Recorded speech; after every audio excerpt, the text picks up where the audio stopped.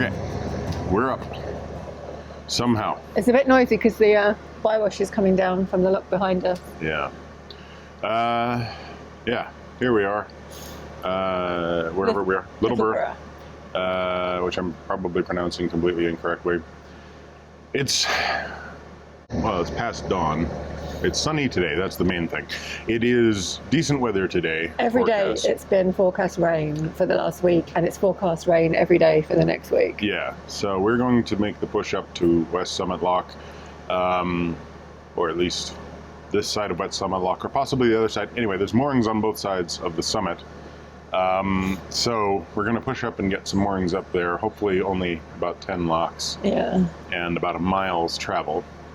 But the other boat that was moving with us the last couple of days is also moving up because of the good weather. I don't know how far they're going. They might go further. Yeah. But we're definitely going to stop there. And take advantage. Yeah, we're definitely going to stop, and we're definitely going to have an early day off, but we need to take advantage of the fact that there's another boat and there's good weather to move. It's just, we've really appreciated having a boat to share the locks with the last. Oh, like yesterday, it's made life a lot easier. We got into such a good rhythm where we had one person driving each boat, and then the other two people were taking turns, so we'd leapfrog each other at the locks. Yeah. And it just really helped. Really well.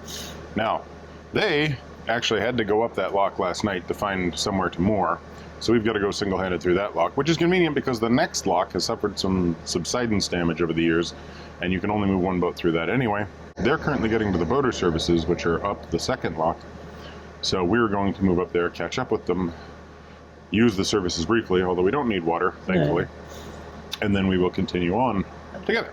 Yep. So that's the plan. But we got to get moving now. So we get moving now.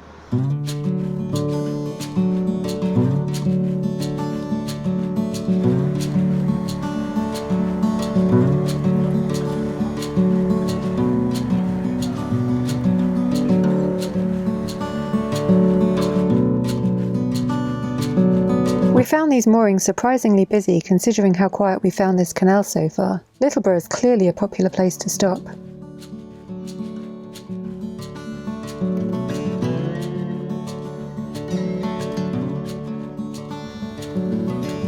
There's no sign of that forecasted rain yet. It's a beautiful morning.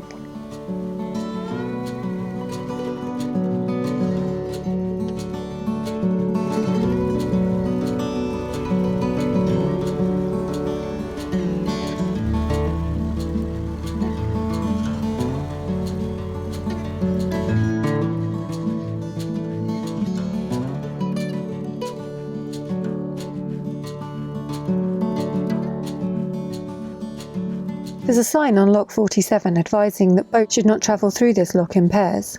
Subsidence over the years has caused the lock walls to move inwards, and therefore the lock chamber is narrower towards the top, meaning that if two boats were to use it together, they could get wedged in place as the water rises.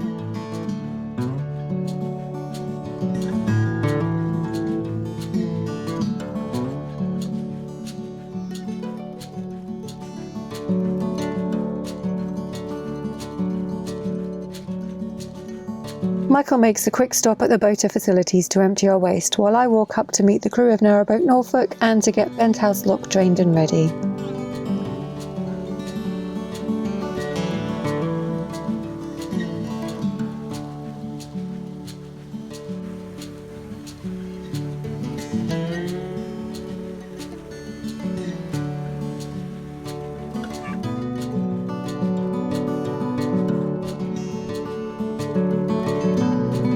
This is our third day in a row travelling with Narrowboat Norfolk, having met them on the outskirts of Manchester as we began our journey up the Rochdale Canal. Considering how few boats are moving on this canal, we feel very lucky to have found a crew to share the locks with.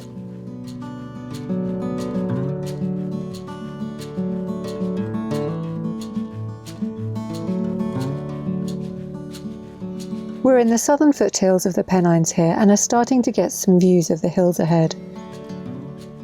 There's 12 locks in total that raise the canal from Littleborough to the summit level over a distance of about 2 miles.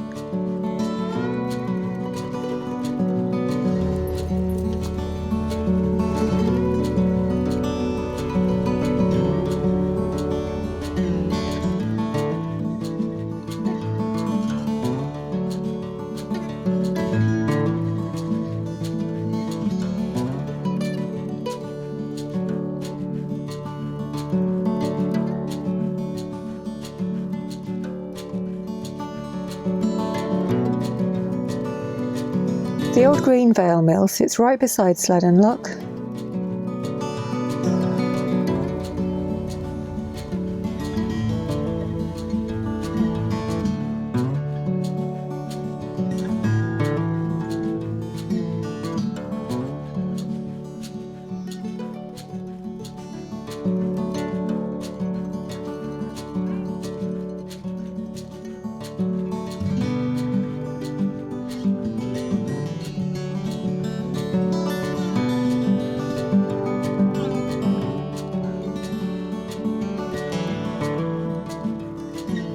As you know, at locks I like to keep George safe and secure, and I don't let him run around at the lock side, especially when the water's down. I haven't done a very good job of securing him at this lock, and he comes over to inspect the boats below.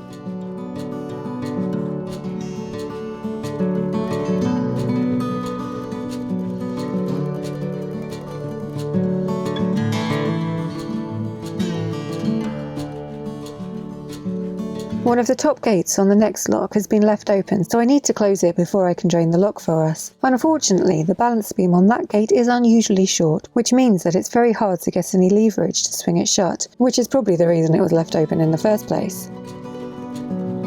I head back down to the boat so that Michael can go up and have a go at getting it closed. He manages to get it shut with some difficulty and then jumps back on the boat ready to bring it into the lock.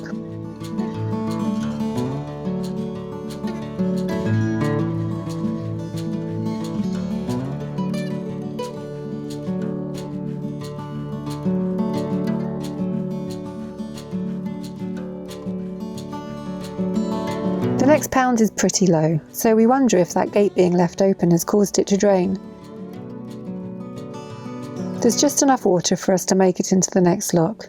Unfortunately, it's another lock that's been affected by subsidence, and there are more signs instructing boats not to share this lock too. So Narrowboat Norfolk waits in the previous lock chamber while we bring Perseverance up.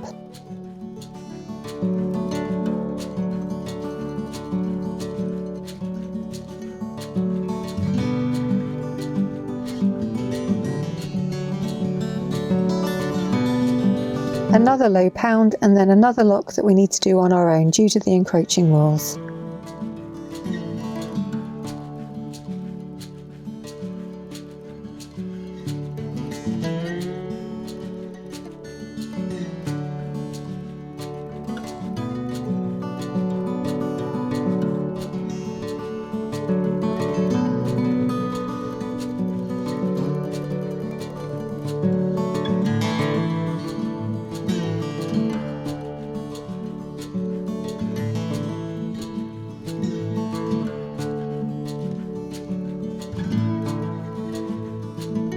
The next pound is practically empty of water. On the plus side, we can share the next lock. We just need to get there first.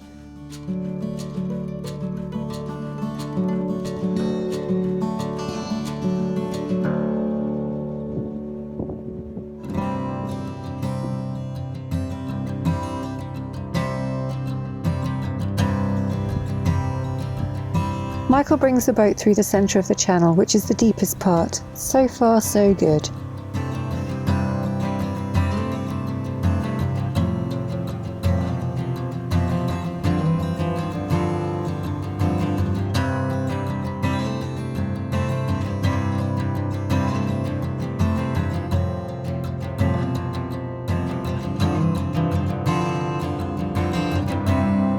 Then, just before we make it into the chamber, he runs aground. Michael and the boat are stuck just outside the lock, so I'll definitely have to send some water down from above to get the boat floating again.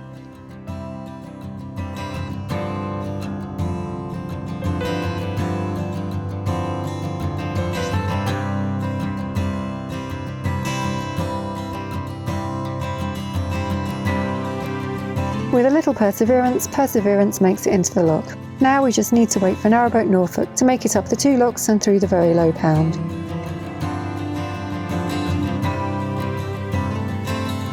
While we wait for them, we send a bit more water down to help them out.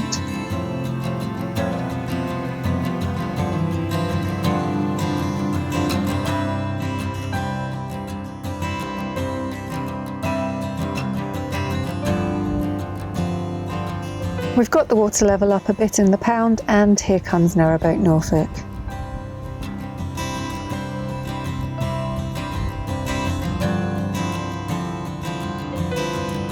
Finally, we can bring the two boats up.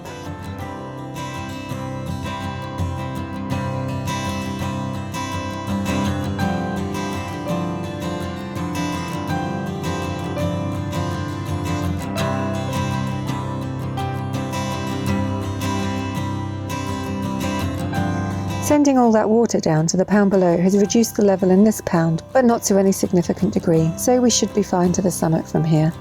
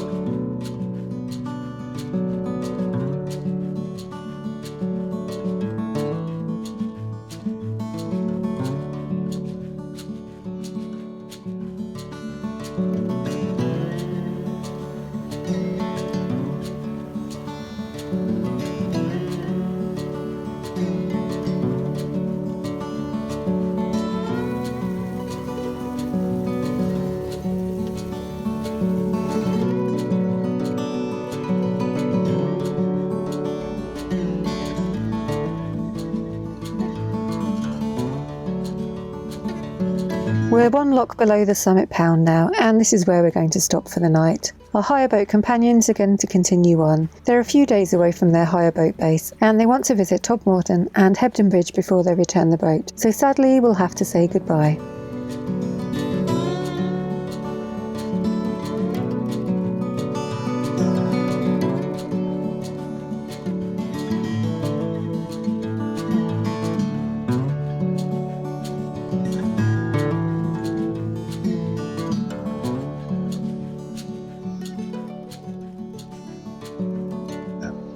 You may be used to us filming in the rain. Not today. Glorious, glorious cloud cover, actually. It was all beautiful sunshine and blue. The sun's right there. Right, yeah, the sun's right up there. There's blue over there, there. It sort of dappled and piebald. It was, until a few minutes ago, just gorgeous blue that way over the summit. This, above us, is the West Summit Lock. Silver propeller location number 26, but we can't claim it yet because no, we haven't passed we through. haven't gone there yet. This morning we developed a little bit of a weird issue with our, our sort of accelerator gear, our controls. They've been loosening up the rest of the day. It just all of a sudden, for some reason, it just wouldn't move without, like it seized suddenly without me being able to do much. And then I was able to sort of do a bunch of things until it moved. It's been very stiff since, and it started loosening up. So we're going to undo it and have a look to see if we can figure out what it is. Yeah, but it stopped us continuing up. Well, we were. Although we were going to stop if we found nice moorings, and we found nice moorings. Really nice. We've barely come a mile, I don't think. I don't know how many locks. 10 locks. And maybe 9. Maybe that's the 10th lock. Anyway, a bunch of locks. It wasn't straightforward. Yeah. No. Yeah. Wow. There was, because there's a bunch of double locks that are, they've had some subsidence, so you have to actually go through singly. And then there's a bunch of extremely short pounds, which drained quite considerably. The last pound that was drained like a meter. Yeah. And then the two locks before that are the ones we had to do on our own. So we had to send like double the amounts of water down than if there'd just been one, if we'd been able to share. So it happened in the worst place, basically. Yeah, and that pound got drained to the point where like I ground it out fairly soon after starting out onto the... Yeah, you couldn't get into the lock. Yeah, and on top of that, there was just oddities like on the right-hand side as we pulled into one beside a big mill, there were all these cars parked up, and so they're backed up so that their bumpers are actually over the boat. And I was the first and only time so far on the canals that I've actually had a thought of what happens if my solar panel catches up as the lock raises us on that Hyundai. The back of the car really shouldn't come into the profile of the lock. Yeah, it was like, that's a bit different. And then there was one lock gate that, because it would it would extend onto the property next door. Oh, yeah. So instead they cut it so short that There's no essentially leverage. there's no lever. I couldn't budge it. Yeah, I ended up doing it by going up to the far end Well, and I just tried- pushing with my foot. I tried to do that as well, but I didn't have enough grip. And you're leaning out over the water. and I Yeah, just there's didn't- not enough purchase. So No. I shoved it out at first with my hand, and then with the lock windlass that I had. tried just that. gave it a little bit of extra. And then I moved further along because I'd gotten it part way, so I moved further along, kicking it further and further and further out.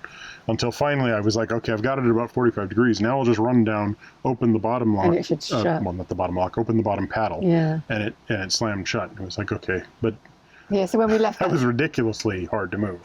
that lock, we didn't bother opening it because we thought we'd never get it shut again. Yeah, no. So we just opened the other gate and both boats went out.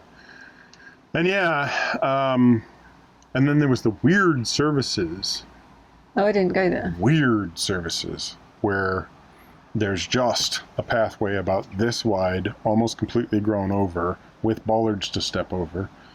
Sodding wet, half the bricks are broken and or partially collapsed. And the bollards are set up so that only a 30-foot boat could possibly moor there safely without ramming into the boat in front. So I had to do all sorts of tricks with ropes and using it as a pulley to sort of get me into a position where I could get there. And then I discovered that all they have is L sand and water, which is two things you don't necessarily want side by side.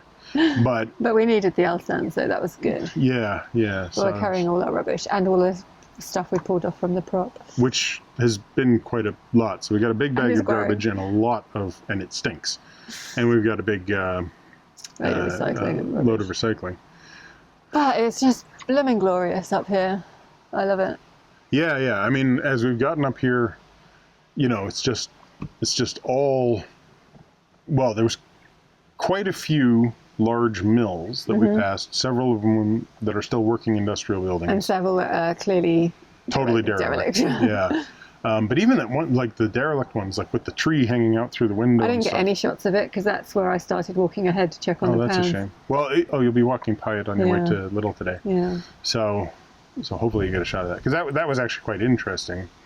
And it's gotten more and more sort of hilly, mountaintoppy feeling. Not mountaintop.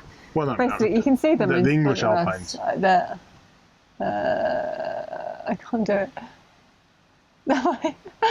She's pointing here. Yeah, Yeah, behind that house, yeah. there. Here's the summit proper. Yeah, there's That's ridiculous. some nice hills, and we're in the Pennines. And we're about 12 miles away from the Standage Tunnel on the Huddersfield Canal As the crow flies, we're a lot further away from the Standage Tunnel by Narrabeen. as we go. Yeah, but it'll be a beautiful place to spend at least a day. The weather, unfortunately, tomorrow is forecast to be absolutely just crap. Yeah, so we'll probably have a whole day here, Yeah, not move tomorrow. yeah, because it's 65 kilometer an hour winds. Oh, really? Yeah, so Well, I mean, these are 24-hour moorings, but assuming no boats come up today, then I think we're safe to stay here. And yeah. not Well, it worry does about- say if you need up to 48 hours, call the lockkeeper. And I'm like, what lockkeeper? Also, if it's 65 kilometer an hour winds, I think that's an excuse for staying. I hope it's not that bad, but that's what we were told. I'm glad we got to see it in the sunshine. Yeah. Yeah. Shame, though, that we've Oh, now so- said goodbye to the boat that was with us. There's a pub there called the Summit. The Summit Pub, yeah. Yeah, they were really, really nice. And I mean, it's nice just sharing wide locks with anyone, but they were really nice. Yeah. They were super friendly and just, They're interesting people. yeah, they were cool to talk to and similar hobbies. And, I don't know, they're marathon runners. I can't say I'm oh, well, fair enough on the, never going to run a marathon. yeah, fair enough on the marathon thing. But, bit of photography, bit of, Travel. just travel and things like Yeah. that. So we've been to a lot of the same places. So it was just nice to have that conversation and to have the extra. And it's nice to see a hire boat doing the Pennine Ring as well. Yeah. Because they're the only hire boat we've seen. Actually, no, there was one more down there. But it's a great way to do it. Because they rented it for what I think they did 3 weeks? No, 2 weeks. Yeah. 2 weeks. And, they've already done the Huddersfield and the Standage Tunnel and the Ashton and then turned around and come back up here. And to do that ring in 2 weeks is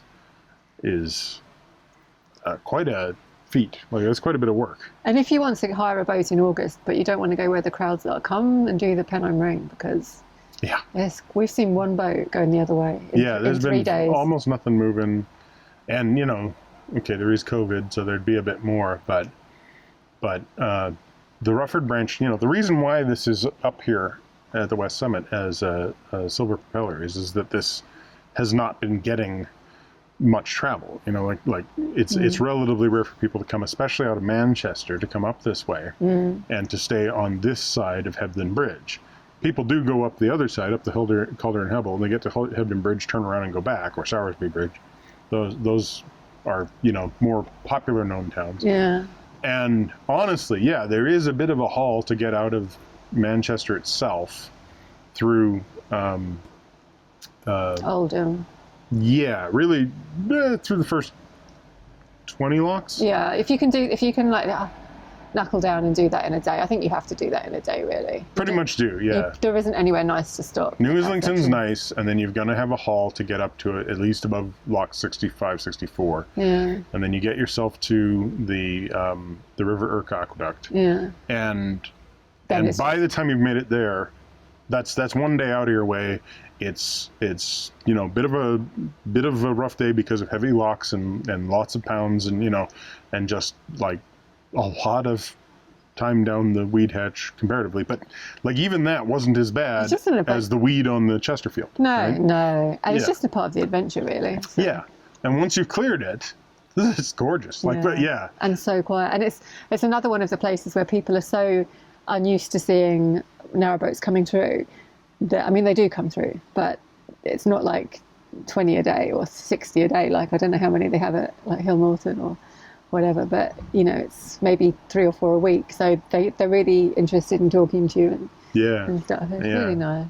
And people are really quite friendly here. I've met a lot of like just people walking on the towpath and stuff who've been super friendly, including one poor little girl who got like stung by a wasp, and I gave her some antihistamine cream, and like, you know, like 10 seconds later, she was like, "It's better." And I'm like, "That's very nice. It doesn't work that fast, but I'm really glad it helped." Because she was really bawling, poor thing. Yeah. Right, I'm going to walk to the Lidl, because we didn't end up going this morning because we decided just to keep going. Yeah. So George and I are going to sit here. George will bask in the sun. I'm going to get out the tools I need to disassemble that thing and at least try and figure out what the heck is going on in there and hope there's no rain. Yeah, let's do it while the sun shines. Yes. Hey, while the sun shines. That's what we do. Except for it doesn't really make much sense. I mean, it does if you're hay, but no. Anyway. So, thanks for watching. Give us a thumbs up, comment down below, subscribe if you haven't already. Get that bell if you want to get notifications. Oh, and don't forget to subscribe to Minimalist Maximal Velocity, because at some point you will see just a time-lapse video of this in 6 months or so. Yeah. Yeah.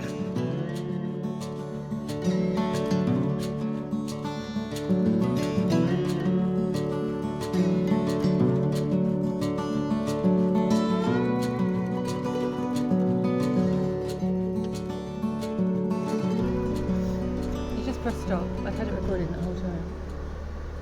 I'm so annoying. You really are, actually. I am. I'd had the light fixed and adjusted. I had everything done, and you just interfere. But you have often told me you have everything done, and then it turns out something's not recording. Not often. You have at least once. Yeah. And therefore I can extrapolate for all time in the future.